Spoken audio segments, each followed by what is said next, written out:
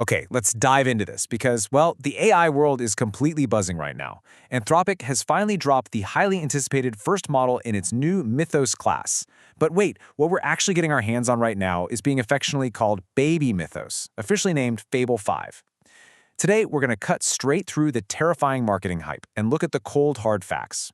Our goal in this explainer is to figure out if this new state-of-the-art model is actually going to crush your backlog, or, if it's just going to burn through your entire budget.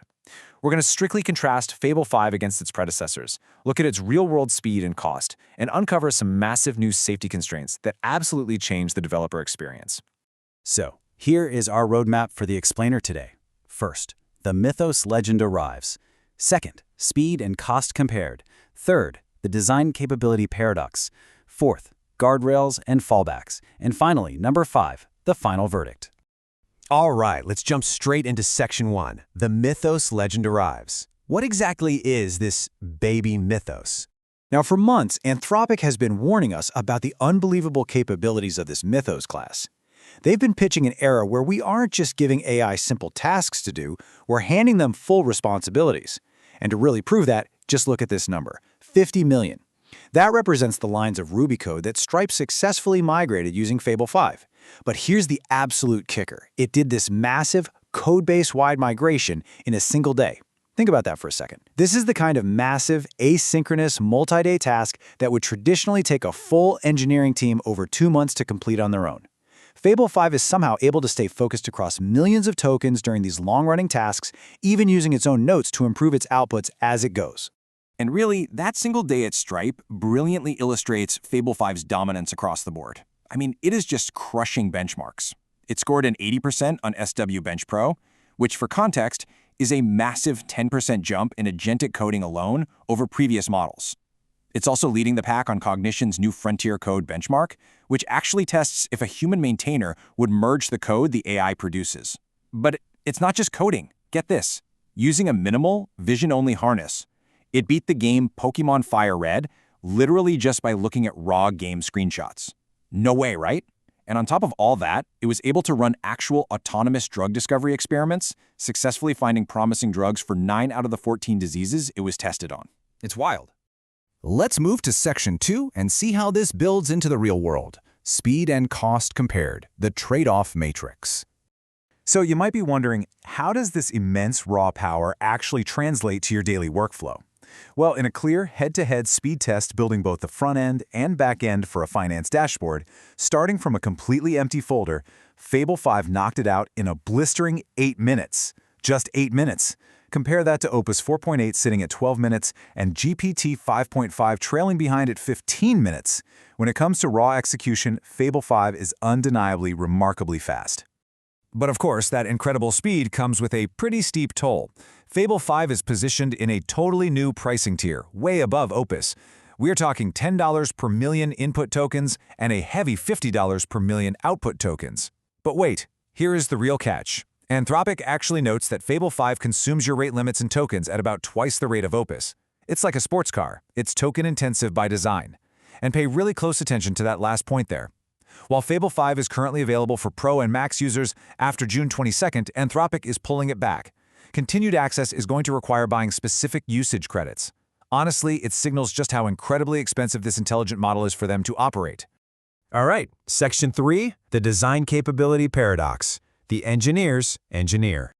Now, Anthropic explicitly states that Fable 5 works like a seasoned engineer.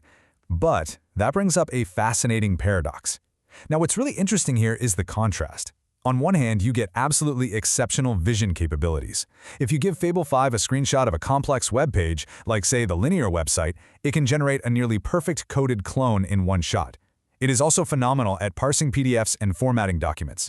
For example, it can lay out a classic poem on a second-grade handwriting sheet with perfectly readable spacing and clean lines. But, out of the box, its native UI design is terribly inconsistent. If you just ask it to design a front end, you're going to get these gray, black, and red basic outlines, what the community is jokingly calling the Claude aesthetic. It's incredibly conservative, and it often requires really deep prompting just to get a somewhat usable layout. And honestly, this quote beautifully sums up the other half of that paradox, especially when it comes to writing product requirements or high-level strategy. Fable 5 is so thorough and so incredibly intelligent that it just overthinks things. It creates massively long, dense markdown documents filled with complex internal logic that are, frankly, completely unreadable for human beings. As the quote says, it gets completely wrapped around the axle on the details, making it impossible to see the forest for the trees. Sometimes, actually a lot of times, you just want an engineer to be a little bit dumber and just ship the MVP, right? Moving on to Section 4, Guardrails and Fallbacks, the safety tax.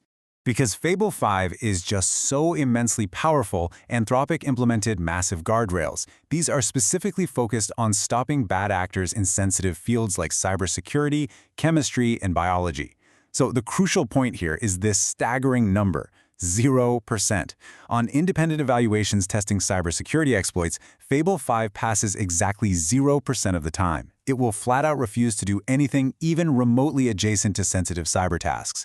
To put that into perspective for you, the older Opus model has an 88% pass rate on those exact same evaluations. Anthropic claims the false positive rate is less than 5%, but early testing shows you will absolutely hit these guardrails if you push it even a little bit. But Anthropic didn't just break the model and leave developers hanging. They've introduced a brilliant new API feature called the Graceful Fallback. Here's how it works in practice. First, a user requests a potentially sensitive task. Second, the incredibly strict Fable 5 classifier intercepts it. Now, if it flags it, rather than just returning a hard error and completely breaking your application, Step 3 kicks in. It automatically routes your request down to the Opus 4.8 model. It executes the prompt there at standard Opus pricing, which ensures your workflow doesn't just grind to a halt. It's a really elegant solution. However, along with those API changes, there are some sweeping new policy updates we need to talk about. Anthropic now requires a 30-day retention policy of all your traffic on both first and third-party tools. They state this is strictly to monitor for misuse, not to train the AI, but regardless, it is a major shift. Ultimately, the reality is that everyday developers on the Pro and Max plans are getting these safe, guarded, baby Mythos with all these strict classifiers active. If you want the unfiltered, true capital M Mythos model without these guardrails, well, that access is currently heavily restricted to major enterprise partners in their Project Glasswing program. Which brings us to our final section, Section 5, the final verdict, building your AI stack.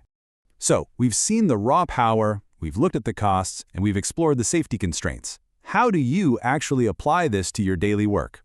Well, here is our final verdict on exactly where Fable 5 belongs in your stack. It is absolutely best in class for hard technical problems and complex back-end orchestration.